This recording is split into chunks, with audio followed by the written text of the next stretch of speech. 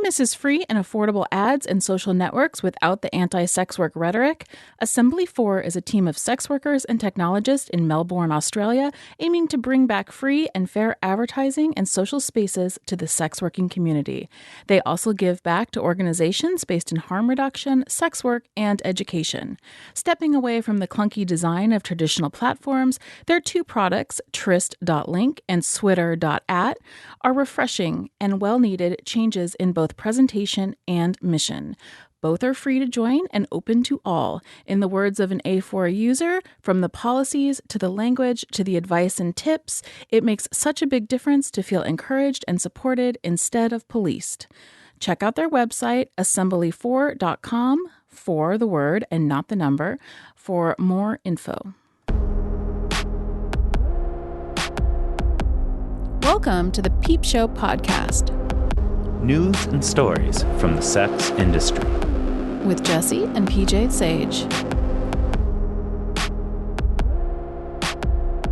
Welcome back to another episode of the Peep Show podcast. This is a special episode on sex work and therapy where Annie Solomon and I pull snippets of the interviews we did for our recent Pulp article on the same topic. Interviews include Femi Babylon, Setting Jasmine, Alan the Sex Chaplain, Mistress Blunt, and Emily Warfield.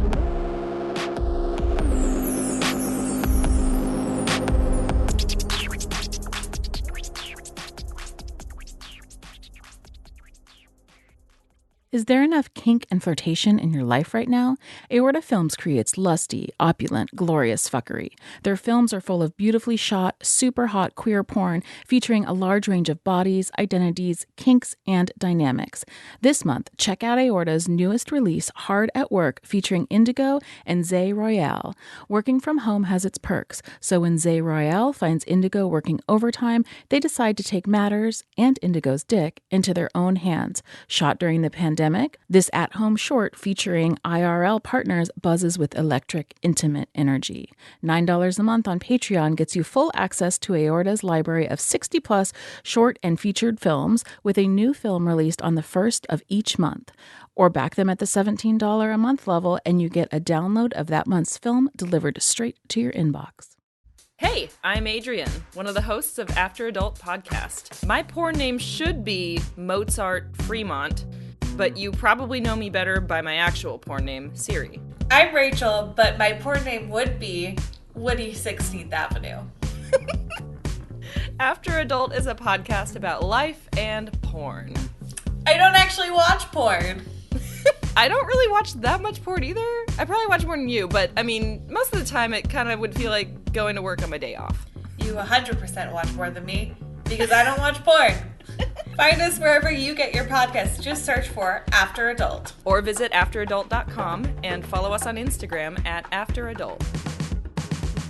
Hi, this is Jessie Sage from the Peep Show podcast, and I have been working with Annie Solomon on a paper recently, and she's here with me today. So hi, Annie.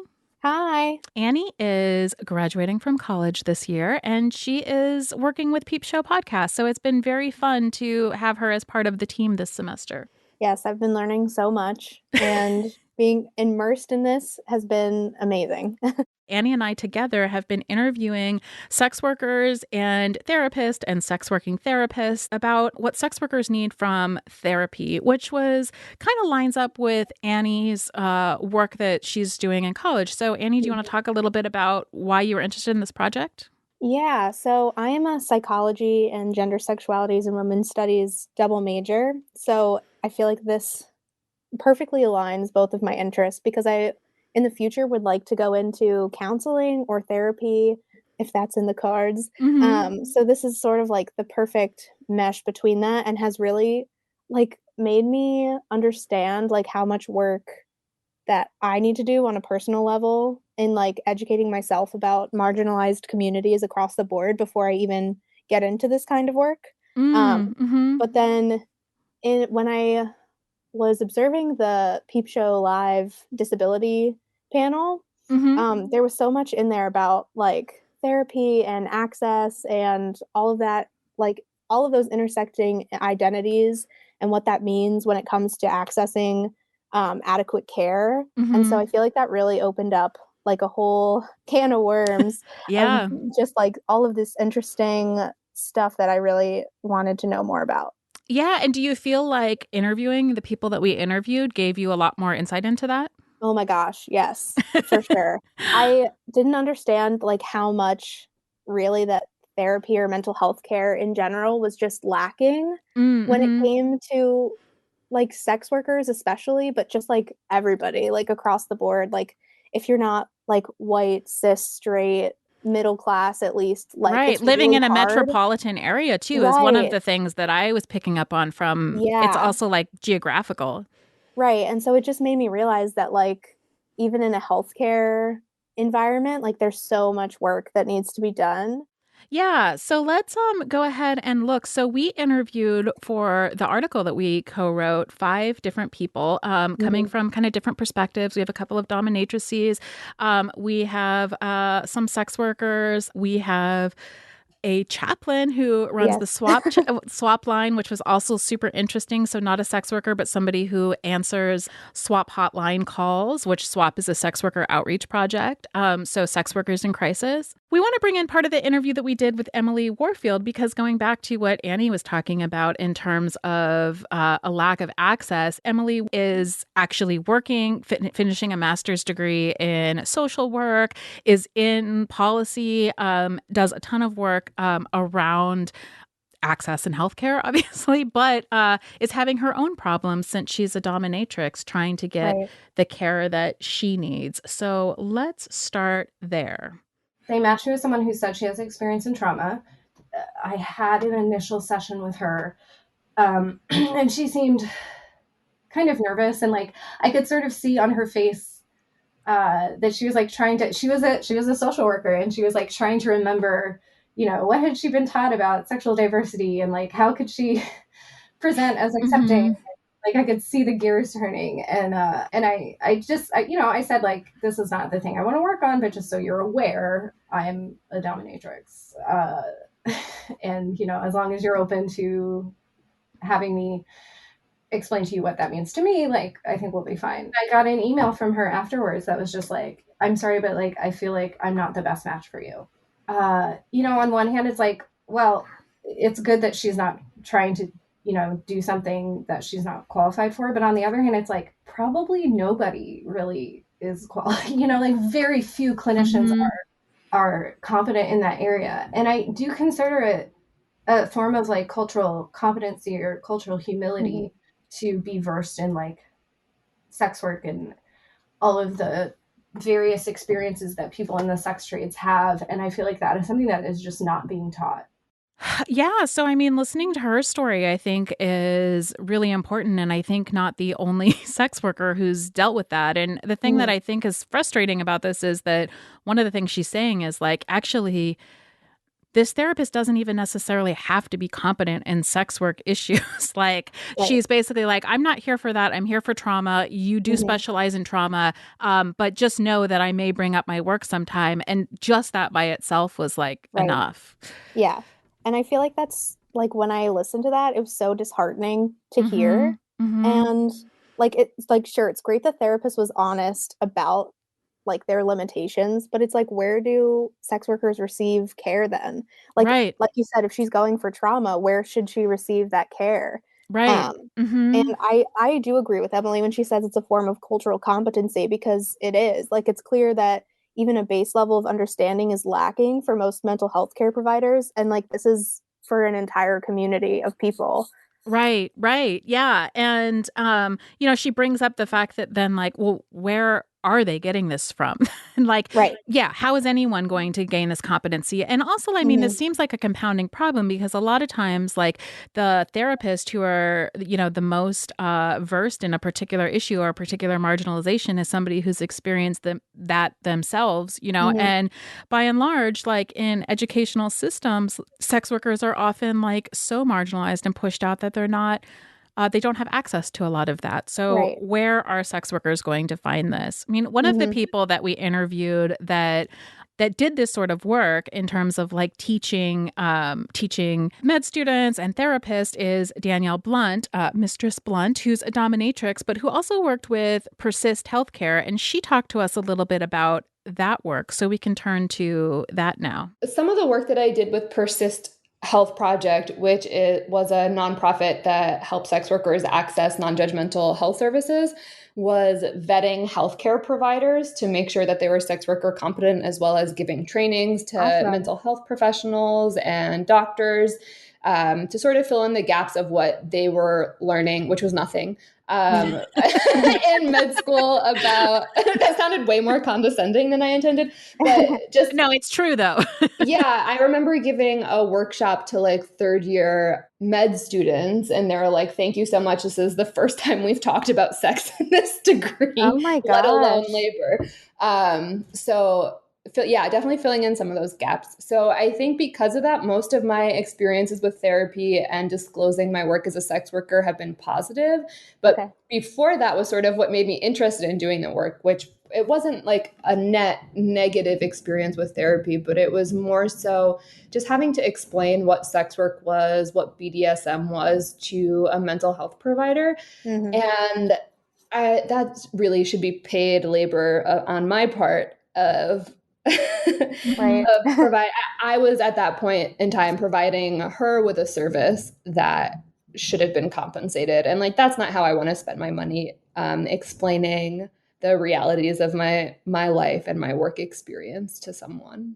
It's so like amazing to me listening to Blunt, knowing that there's like third year medical students who aren't told at all how to talk to. I mean, I know medical students aren't therapists, but it's the same like sort of problem, which is a much broader problem, which is that practitioners aren't being taught how to talk to their patients about sex. Right. And I feel like obviously like our socialization teaches us and embeds us with so much stigma towards sex workers. But then if you're going into like a care profession, like even just like being a medical doctor or like a therapist, like they're not unlearning that through their field. Like it's becoming further embedded within them, and they can't, like, there's no resources for them to sort of get out of that unless they seek it on their own. Like, I feel like it should be a part of the curriculum to unlearn those biases and stigma, but it's just not. Like, I don't understand how that just doesn't get taught. Yeah, right. Because it should be. And like going back to what you were saying, like picking up on Emily, we should expect that from our providers. We should expect them to be able to talk to sex workers about the issues that they're having and talk to them, you know. And when I say talk to sex workers about the issues that they're having, I mean anything, not necessarily issues with sex work. And that's been, you know, one of the problems that a lot of the people that we interviewed brought up, which is that, you know, they don't necessarily always want to talk about sex work. They want to talk about other things too, but that becomes more difficult once you have like a stigmatized identity and once the people that you're working with are viewing you through the lens of stigma.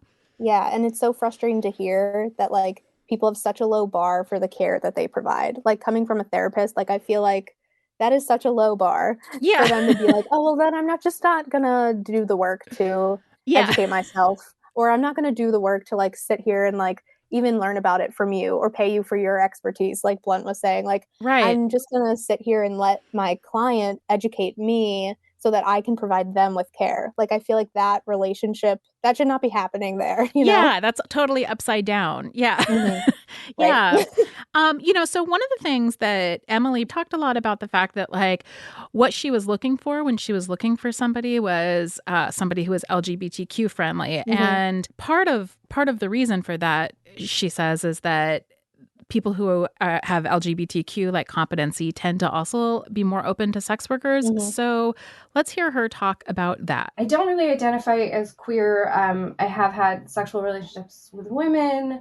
I guess I'm more like hetero-flexible, but I put like LGBT issues as a big thing because people who are trained in that often have more experience in sex work. Yeah, it's interesting. Like before we interviewed people, I actually didn't think that much about that, except that I realized that when I picked I thought back to my own experience, and when I picked my therapist, who I've been with for like 6 years, I looked at a bunch of pictures on like Psychology Today, and she had kind of a like an asymmetrical haircut. And I was like, she looks kind of queer. Like, I think that'll work. And so there was something in my head that I wasn't like totally making a connection, but I was like, well, she looks like a queer woman, so I think this will work out just fine. Yeah, that's so interesting. Yeah. Because I feel like sex work is kind of queer in the sense that it's not like normative, but it's not queer in the sense of like not straight. You know, like all the times it's not completely heteronormative or heterosexual.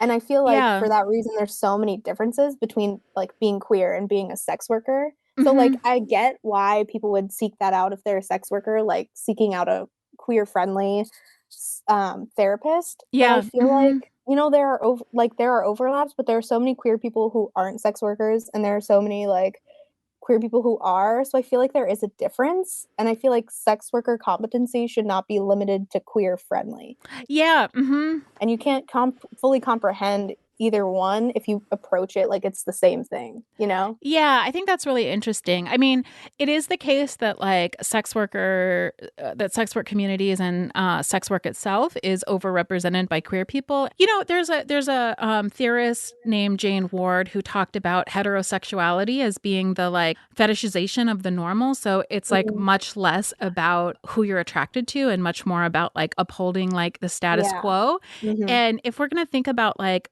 queerness as like turning against the status quo, then like sex workers are inherently like queer in a way. But yeah, I mean, but like what Emily was saying is like, I think also really valuable, which is like in my own personal like proclivities or my own like sex life, like I don't actually identify as queer. I just happen to be a sex worker. And so yeah, I mean, I think the point you're making is like really important, which is like you can't just assume that people who can understand or who are used to dealing with like folks who identify as queer necessarily understand like the complexities of sex work. Right. Yeah. It's interesting, though, because Femi Babylon, who is a sex worker based in Chicago, who also works with SWAP, the Sex Worker Outreach Project, talked about her own like positive experiences with a therapist in the same light. So let's listen to her. When I was living in Memphis in 2017, I was seeing a therapist.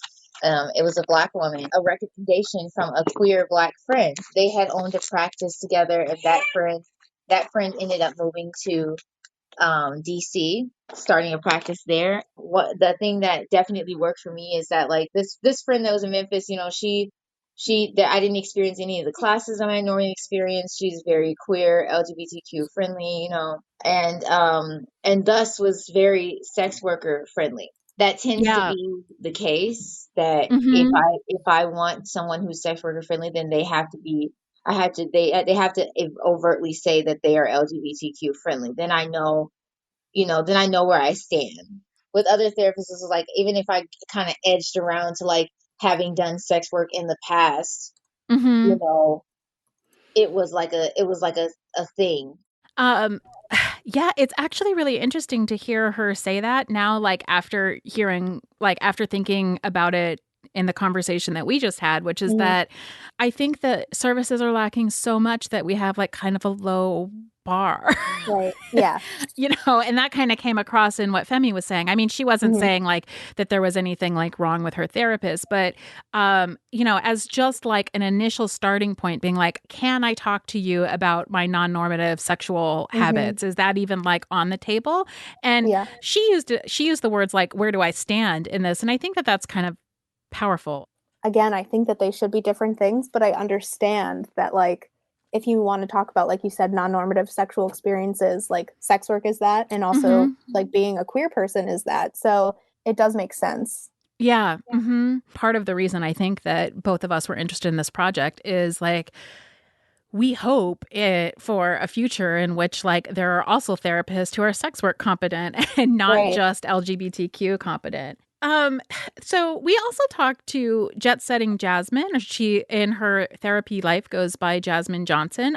She's a psychotherapist, but she is also a sex worker. And much of the work that she does is with sex working clients, because there is this sort of lack, and she knows as a sex worker how, like, what sort of issues sex workers have. And she talked to us a lot about the reasons why therapists who aren't very culturally competent in sex work tend to not provide sex workers with the type of services that they need. And oftentimes therapists that are not informed, they're not either kink informed, sex work informed, trauma informed, all the things. They get into the weeds of the details of our work because either they need to touch their nose, they're just being nosy, or they're unable to make that separation between, regardless of the setting, this is what the feelings were, this is where our challenge, and this is where we would like to go. Sex work becomes like the focal point for a lot of therapists. I also feel like everybody was saying that, like, therapists, like most therapists, are unable to make that separation of, like, the specifics of, like, okay, what do you do? Like, just teach me basically what you do, from the ways that it affects the client. And I feel like that should be paramount. Like, you shouldn't be like, oh, now tell me exactly what you do or what that means. Like, give me the 101. Like, you should, like, even if you don't understand that, you should be able to separate that and like make the session actually about your client and like reacting to their experiences and their feelings. Right.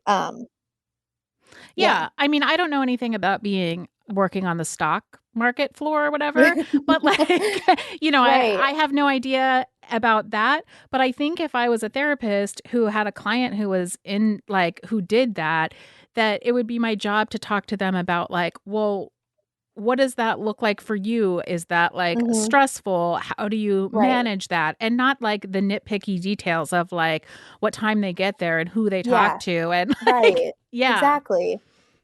Like, you can react to, like, say, like, again, stock market example, like if they have anxiety in that situation or something like that, you would want to talk about that more than the actual work, because like, I'm not financially brained at all. Like, I do not understand those terms. I would not even I wouldn't even be able to sit there and learn from them at that point. But like, I feel like you should be reacting to the feelings and the experience and trying to help them like cope with whatever they're going through rather than their job. Right. And not say like, oh, and this I think is a lot another thing that a lot of sex workers that we talk to and a lot of sex workers that I know have also experienced, which is like, you don't have therapists who are like, oh, well, you think it's stressful to be on the floor of the New York Stock Exchange? Well, then maybe you should do something else, which is like no one's going to tell somebody who works like a non-sex working job to just quit their job because they find it stressful. Right. You know what I mean? Like, that's not a thing. So why is that a thing for sex workers? I don't understand that. Yeah, right. As if like it's totally possible to just, whenever you feel like it, quit your job. I know, seriously. Yeah. So, yeah, I mean, I want to go to Alan now, because Alan, who coordinates the swap hotline, talked a little bit about this. I will always say it's the stigmatization, and so many sex workers have said that once they tell someone they're a sex worker, they don't know what the reaction will be.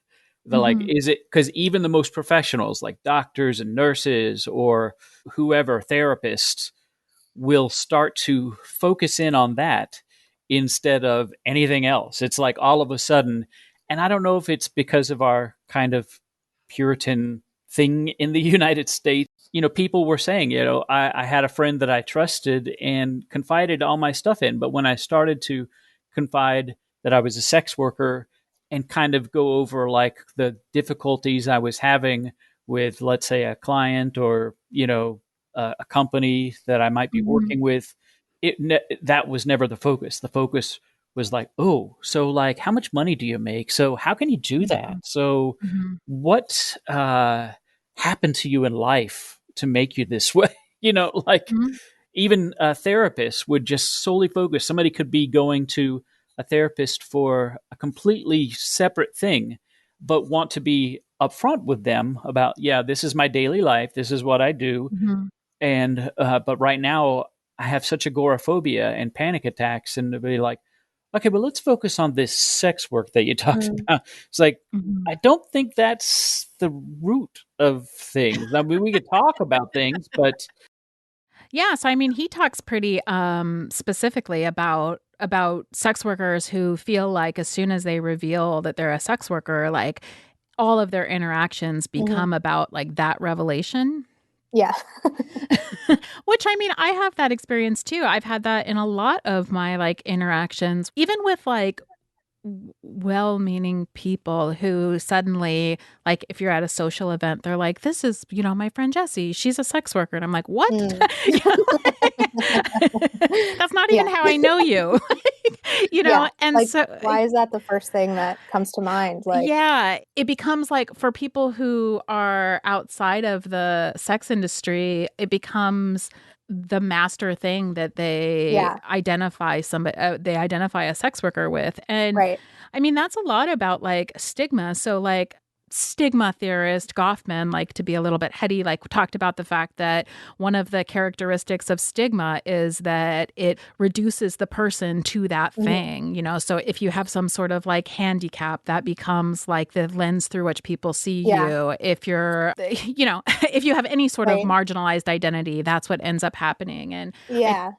And I feel like it's like even more messed up when that happens like in a healthcare setting because like yeah, we talked about like how that's lacking on an educational level, but I feel like if you aren't working on an individual level to like undo that stigma, right. then you're not really providing like care for every person because you just see them as like a sex worker or like just as handicapped like you were saying. So it's Yeah. like I feel like that is a barrier to care, and if you aren't there to provide care for every person and see them as individual people, then I don't think you should be providing that care at all, Right.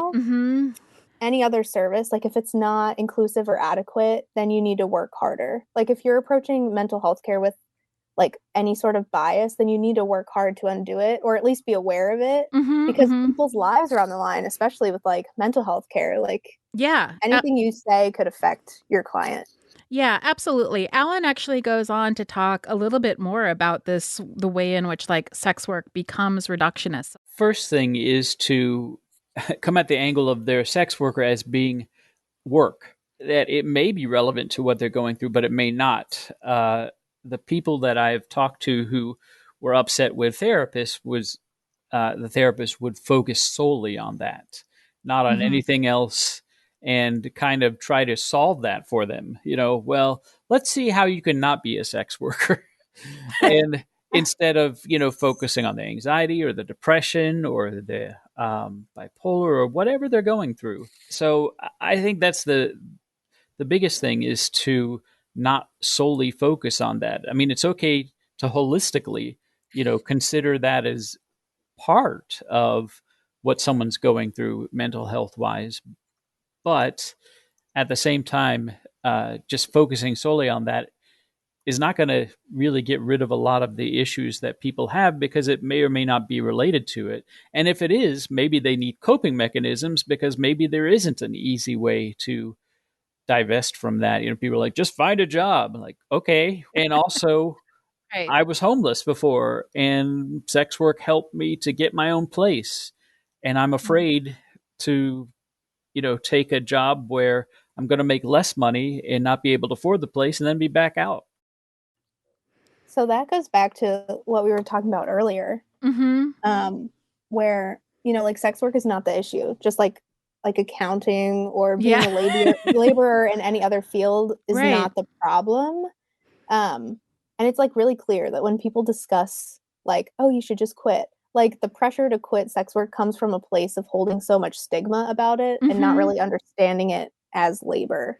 Yeah, and I mean, one of the things I think that gets like confused is that there are a lot of people in sex work with disabilities, with mental health issues, with a whole with house insecurity, with all kinds of other sorts of issues. But it's not. I think that a lot of people who don't understand a lot about sex work believe that it's like because they're doing sex work that they have like these sorts of issues. Right. But honestly, like what in my work and talking to like hundreds and hundreds of sex workers, and being a sex worker with a child with a disability, like I think that one of the things that is like a common thread among a lot of sex workers is, for whatever reason, because of my mental health issues or because of a disability or because of the disabilities of my kids or other caretaking responsibilities, it's really hard for me to hold a full-time job.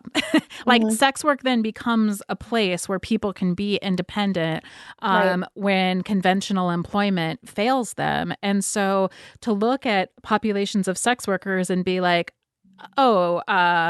this is obviously a problem. Sex work is obviously a problem, but because you have these other sorts of issues is like actually completely like backward.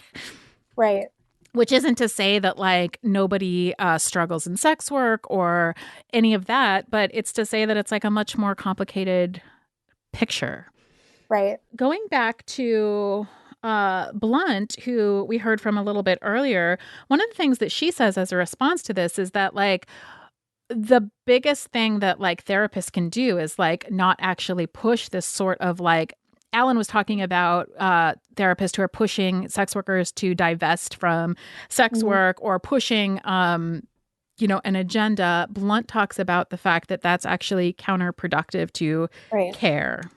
I think that when a therapist truly focuses on what a client wants to talk about, there's so much more room to build that relationship and build trust in that relationship and to really grow into that relationship than when a therapist or healthcare professional is pushing like a personal ideology. Being able to meet like sex working clients where they are and not assume that you have the answer to what their problems are or like how to approach them is like opens up space for so much more. Right. When she says personal ideology, like that just goes back and circles back to everything that like healthcare should not be impeded by personal biases or ideologies. Right. And like it was explained to me one time, if you say you're a professional, like a hair professional or something, but you can't care for natural hair or black hair, then you really aren't a professional. Yeah. And I feel like the same is true for other types of labor and especially healthcare. Like if you are not trained in certain populations, then you're not really a professional. You're just like catering to the norm. Yeah, right. And I think that that's the problem with like so much of our care is that it's trying to push people into like very particular boxes, and if people are outside of those norms, then like providers don't know how to care for them. Right. And I feel like it does so much more harm than good. Yeah. So another thing I think that is really important is, and I think comes out of what everybody's been saying so far, is that the problem with therapists looking at their clients through like the lens of stigma or through their own like personal ideology is that it kind of flattens sex work and it flattens like sex workers' like ability to talk about like their work with nuance, and talk about the fact that they may have complicated feelings about their work. So you can have complicated feelings about your work, but not necessarily want to leave it. Or you could also feel on the other end of things that like you don't feel particularly attached to your work, but you don't, it's the best of all possible options.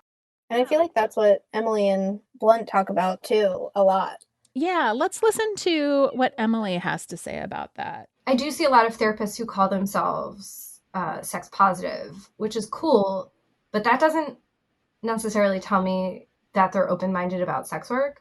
Because I also don't want to go to a therapist and have them be like, wow, that sounds really empowering for you, when for me it's not. There's probably some opposite issues not nearly as often, but I do think there's maybe some opposite issues happening of like, oh, we have to always consider this like a cool, fun, empowered thing. And it's like, no, for a lot of people, it's just work. And for other some people do experience it as violence, and to be able to work with the whole spectrum of experiences and really, again, just allowing people to define that for themselves. Yeah, so it's interesting to hear Emily talk because one of the things that a lot of people were saying, at the beginning is like, I don't want sex workers to read something, or I don't want therapists rather to read something like super negative into my work. But I think that it could go the other way, and that's kind of what she's suggesting as well. Yeah, like not a lot of people like love their jobs or like feel empowered by their jobs. So, like for most people, it's just something that pays the bills. Like we're all laborers under capitalism, and that Right. is the same for sex work. I mean, Yeah. like it's different because the commodity is sex and intimacy, but it's still labor and should Right. be thought of as such. And approaching therapy with this empowerment lens limits the openness, I think, that a provider has to actually taking into account those complex feelings about work.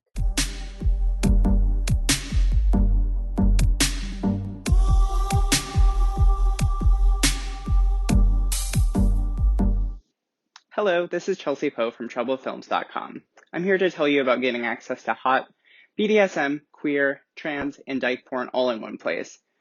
With code PEEPSHOW21, you can get 21% off your next order from TroubleFilms.com. Again, that's code PEEPSHOW21, TroubleFilms.com.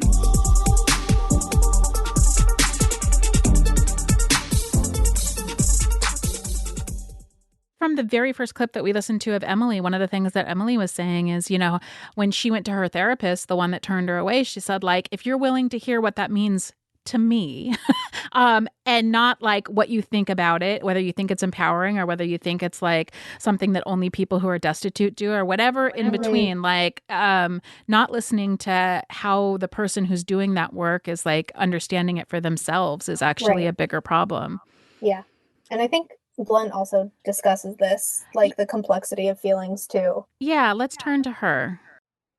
I think sex work is something that a lot of mental health care providers don't really have experience navigating the complexities of what their clients might be going through, and the fact that you can hold complicated feelings about your work, both the work that you've done previously, the work that you're about to do in the future, and you can hold like overlapping complicated feelings about that work at the same time, and being able to hold space for people's complicated lived experiences around work without passing judgment. Yeah, I mean, honestly, like in listening to that, I'm thinking like, isn't that what therapists are supposed to do with everybody? Right. Yeah. Like even if you don't fully comprehend or like understand what they're going through, like at least be empathetic and like willing to learn and listen. And like that is a therapist's biggest job. And like you should just educate yourself and listen to sex workers when they tell you about their feelings and experiences and what they need.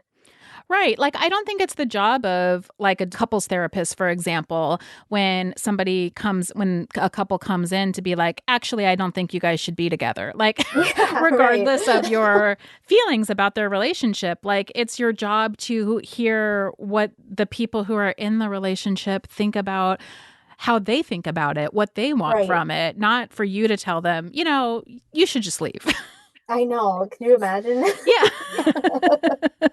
Like that's not what therapists do. Therapists don't give you tell you what to do. So if they're doing that with sex workers, there's like obviously a problem. Yeah. Yeah. So everything that everybody's been talking about has been more about like the interpersonal relationship between like the therapist and the sex workers, but also like another thing that people talk to us about in these interviews is just access in general. Yeah. Blunt talks a little bit about this.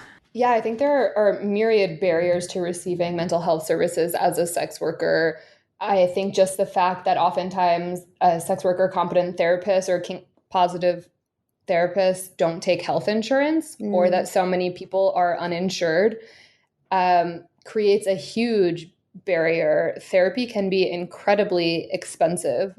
And even if you are insured, finding a provider that's in network that is able to competently provide you with care based on certain life experiences makes the selection very, very small. And the amount of providers who are willing to work with people on a sliding scale rate or have open slots at that rate can be incredibly difficult. A sex work hustle doesn't come with insurance. Yeah, and like when I was listening to like this is a barrier that came up a lot, like resources in general, but just like health insurance. And it was like at first one of those barriers that I was like, okay, duh, like that's an issue for a lot of people. But when Right. you think about why that specifically is a huge barrier for sex workers, like I had just never thought about that. And it honestly was a moment for me to really consider like the other ways that I just like wasn't considering all aspects of this. Right. But like healthcare should be available to everyone, period. But sex Right. workers are some of the hardest laborers, like seriously. And Yeah. in this system that rewards labor with healthcare access, you'd expect that labor to be rewarded. Right. But of course it's not because of all the stigma and history behind sex work and it not being like a quote unquote like real job, you know, that has access to healthcare benefits and all that other stuff. Right. Well, it's also like an underground economy. So like where would those like who would pay for healthcare, which means like I mean I think that really points to the fact that like there's something really wrong in our country where healthcare is so intimately tied to employment. Like it doesn't make any sense.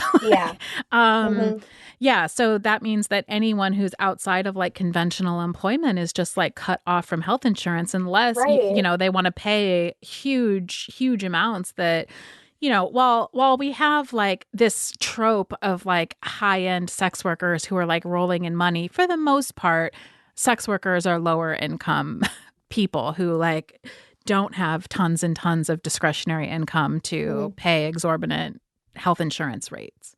Right. And like you said, like underground, like there are a lot of people I feel like that, you know, whether they have like a side hustle or like, but the side hustle is their main hustle, like they don't have access to insurance like that either. So there's so many people that are just left out when you consider this like equation sort of that we have and this like system that we have in like America where it's just like you have to be employed by like employed in quotes to like have access to this. I mean, and it really speaks to like the big takeaway from this or this like section of clips rather is that like therapists should offer sliding scale options or like free services if they're able because I think that there would be so many people that would benefit from it, like sex workers and non-sex workers alike. Right. Yeah. And also like it points to the fact that this is like a hugely systemic issue. This isn't just an issue of sex work stigma. It's like part of a larger whole. And one of the people who did a good job of talking about that was Femi Babylon. So let's turn to her now. I think that this is definitely part of a larger issue as far as sex workers having access to healthcare, period.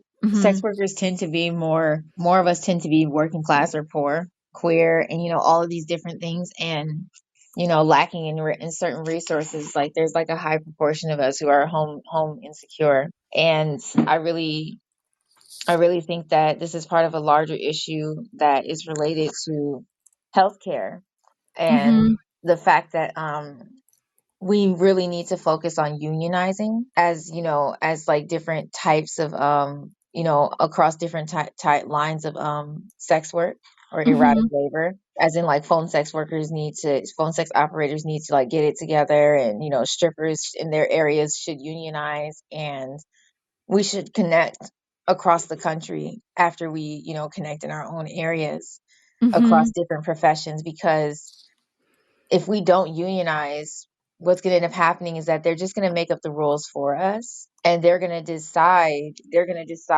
what's safe for us or what we should do and what we deserve. And this is why, like, you know, like all the people who are on some like we should all be business owners, I want to be an independent contractor, like we need to have protections for workers, like for both independent contractors and those who work in these places. But like and a union would definitely help with that. That clip is so interesting because it like piggybacks off of this issue of like insurance being tied to employment. Yeah, like this is definitely like Femi's talking about just like an institutional and like large scale issue when it comes to just access and lack of resources. Right. Like honestly, everything that Femi talks about throughout this whole like her whole interview, like I feel like just speaks to the lived realities of sex workers and like how it relates to lived experiences aside from therapy itself, Right. and Mm-hmm. like how truly intersectional and like how many identities like sex workers like encompass, because it's like there's just so many interlocking like Right. marginalized experiences, and Right. like they just really like talk about that so well. Yeah, I think so too. And also, like, I think it's interesting that they're like, okay, I mean, one of the things that they're doing here is like going back to like, okay, this is the world that we live in. In the world that we live in, access to healthcare is tied to employment. So what do we need then? Then sex workers Right. need to figure out how to unionize.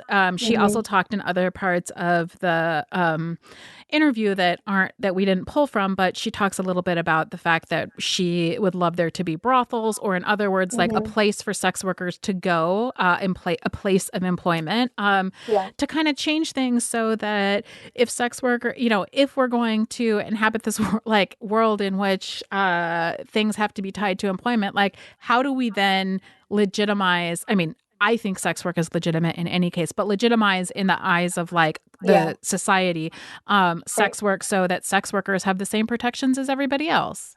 Right. And like this whole interview, like if like I just feel like we all need to go to a commune somewhere, and like this system does not work for a majority of people. Yeah, I mean, I think that this idea of like a commune is interesting because also like the this system, but also like the emphasis on like the nuclear family within like this system isn't working for people, and not having childcare, not having all kinds of things that make it really hard. I mean, there is a lot of moms in sex work, and the reason that there's a lot of moms is that there is not like a safety net for moms, and particularly not for single moms, to be able to both work and like take care of their kids. And if their kids have any sort of, special needs, that becomes even harder. And so it just like points to the fact that there's like so many people who are just like trying to make it. And how do we allow sex work to be a place that's like even safer and provides them more? Right. Femi and Blunt and Jasmine all talked about what they think that therapists could do in order to provide better care for sex workers. So I think that we should pivot there to leave, something to end on that's not that's maybe helpful, particularly to therapists. I mean, sex workers know what they need from therapists. The problem is that sex workers, so many of them, aren't able to get that. So what would therapists then have to do in order to give better care? So Jasmine, who plays both of these roles as both a therapist and a sex worker, has something to say about that. So let's turn to her. I think a lot of therapists go into being therapists without doing an inventory of their own sexual shame, as well as their sexual traumas, their own feelings around mental health. I know, for me, it is incredibly difficult to work with someone that is a predator. Yeah.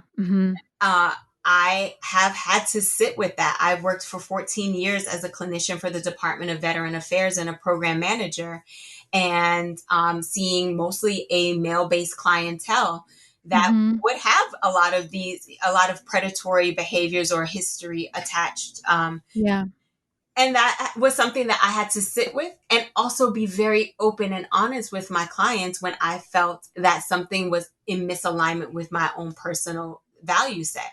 If therapists don't do the work of interrogating their own assumptions, and this is something we were talking about earlier in the episode, it's really difficult for them to recognize like why, or to even like notice that they're having like these sort of reactions that are like deleterious toward the therapy. Yeah, because if you don't even like taking in, like, regardless of if you're honest about those biases with your client, if you're not taking an inventory of those biases or acknowledging them, they work like subconsciously, like they're still present in the session, and you're still imposing that on your client, regardless of if you talk about it or not, because then you're not doing the work. You're not assessing your biases and predispositions, and then you're not filtering that for your client. Yeah. So I think that that's really important, the way that Jasmine is talking about, like, and also like, I really appreciate that Jasmine was also like honest about the things that are really difficult for her. Like, Yeah, I yeah. think that being like open about that could also open up space for therapists who aren't very comfortable with sex work to figure out why that is, to think about Yeah, that. yeah. Like, I feel like there's a lot of introspection that could happen.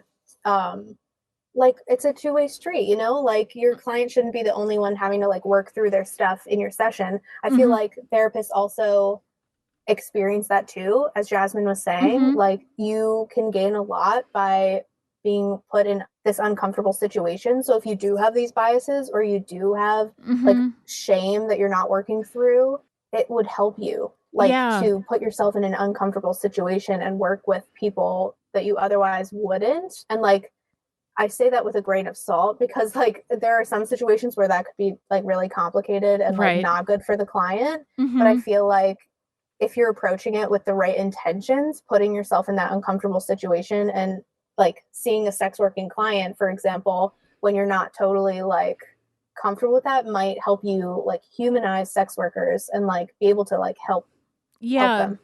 I'm not a therapist and I'm not trained in therapy, but I am a sex worker. And what I can say is that like, and part of the sex work that I do is like phone sex. So phone sex, you spend a lot of time talking to people about their like sex lives and their fantasies. And it can feel like therapy sessions. And one of the things that like I've thought a lot about is that there were things, particularly when I first started my work, that I was like, oh, that's a little like outside of my comfort zone. And I still like have things that are outside of my comfort zone, but I think like having been confronted with things that I didn't expect to be confronted with, like really did make me like rethink what those things mean. So, I mean, this is going to sound like a strange example, but like when humiliation clients came to me at the beginning, I wasn't comfortable humiliating anyone. It made me feel very weird. Like I didn't really get it. And then like the longer that I talked to them about like what they were getting out of it, what it meant to them, why they sought that out, the more I was able to like empathize with them and like step into a role that I could understand. And but you have to be like open to doing that. And I think that it takes some personal interrogation. Like, why am I afraid of confrontation? You know, like I have to think about that. Like, what's holding me back from giving this person what they need right now? And I think that, I think that therapists and healthcare providers should also be doing that sort of internal work. We're recording this during, Black History Month. And I am a white person. And this month is all about putting myself into uncomfortable situations where I'm learning about, the privilege that I have and the history of racism in this country and how I benefit from that. And unless I'm putting myself in those uncomfortable situations where I'm willing to like analyze what that really means and how other people are affected by that negatively, like you're not going to change as a better person. And I feel like that's it works the same way for therapists and sex work, like you were saying.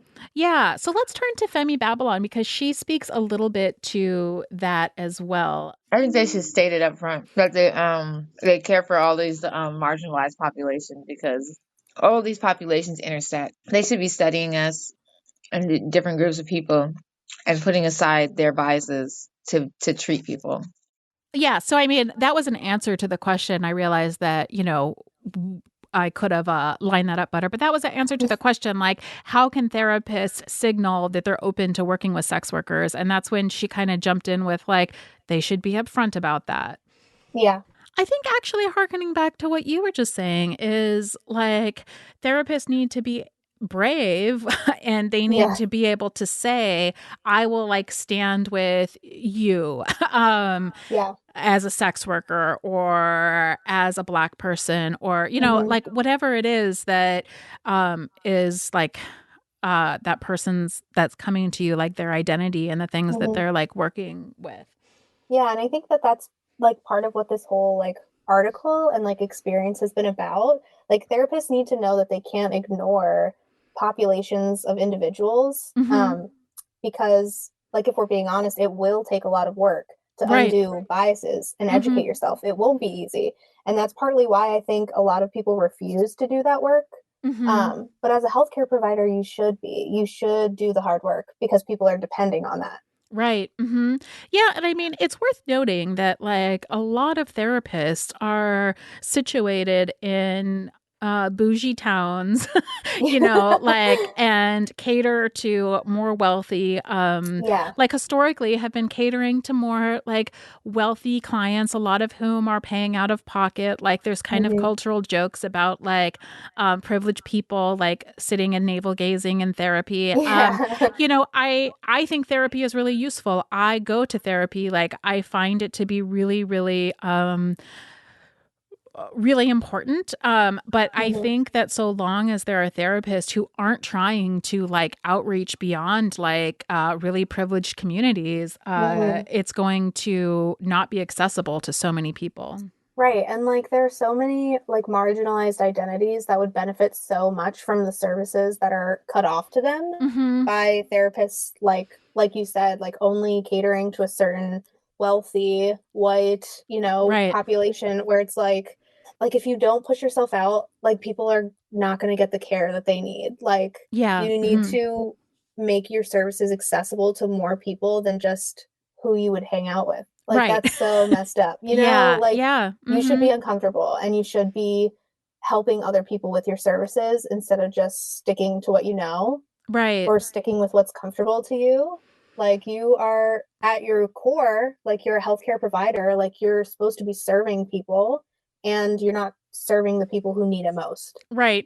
And one of the things I think that's really important is that, and we're going to wrap up on this note, is that you can't do that in a vacuum. That one of the things that if you're somebody who has no exposure to sex work, you've never had a sex working friend, you've never sold sex, like you don't have any access to that, like therapists need to be doing the work in order to understand that. And in order to do that, the only way to do that is to interact with sex workers, but that sex workers actually don't owe anything to anybody, and particularly don't need to be giving free lessons to therapists who have way more privilege than sex workers do. So one of the main things I think is also a takeaway from this article is that therapists have to be doing that work.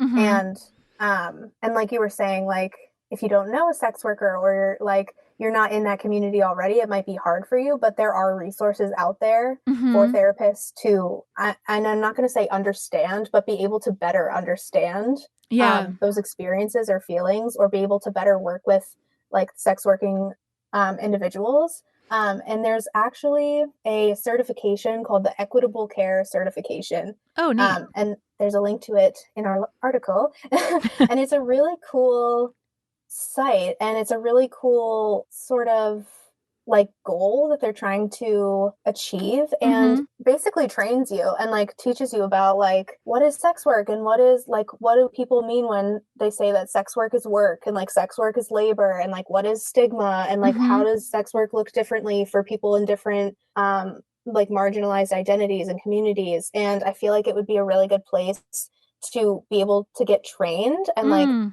at least do that work. Yeah. Because if you're not going to seek it out on your own, like if you're not going to be like, okay, here's some articles that I can read on my own, or like organizing that I can go do, with sex workers, like this is I would consider it a very easy step for you to be able to like learn what you need to learn to be able to better serve sex workers. What are your main like takeaways from doing this project? Yeah, so I honestly, it made me like want to go more into social work, because I feel like this whole like COVID experience has like separated me so much from people and like differences in experiences. And I feel like that's the main reason that I wanted to go into therapy or like social work from the beginning, was just like getting to understand people and better like serve people. And this whole experience has really opened me up and like made me realize that there's so many ways that the system does not help or want to help sex workers. And as a social worker, like as a therapist, you should be doing that work to better serve people. Yeah. And it made me realize, like, I need to do a lot of work, not only with like sex working community, but like other cultures. And like Blunt was talking about, I think it was Blunt, or was it Emily, cultural competency, like that whole thing. Like you really need to branch out, and I really need to branch out and understand various experiences if I want to help people and truly help people. Yeah. I think that's really valuable. Yeah, I thought it was really interesting. I also think it's really for me, like, I am a sex worker, but like I'm a white woman, I have a certain amount of like educational privilege. And I think it was really important to go through and listen to, hear different sex workers' perspectives on like what has worked for them and what hasn't worked for them, because it's not, being a sex worker is not like a uniform experience that like everybody that looks the same for everybody who does it. And so figuring out like what's lacking for the community as a whole, I think is important to be a better community organizer, to be a better advocate for sex workers, because I can't just advocate for sex workers that have a life that looks like mine, and nobody can like that. Nobody should be doing that. People should be listening to, people should always, I think, be listening to the most marginalized folks, but people should be listening to other people and what they're going through. And it's only in this, I mean, going back to what Femi Babylon was saying, it's only in like starting to collectivize, to work together, that we're going to be able to change anything. Yeah. And it definitely needs to be, like you were saying, like a bottom-up sort of approach. Like everybody needs to be included from the get-go in order to actually make change that would be beneficial for everybody. Right. Yeah, well, it has been, it's been really great doing this with you. I know, this has been awesome.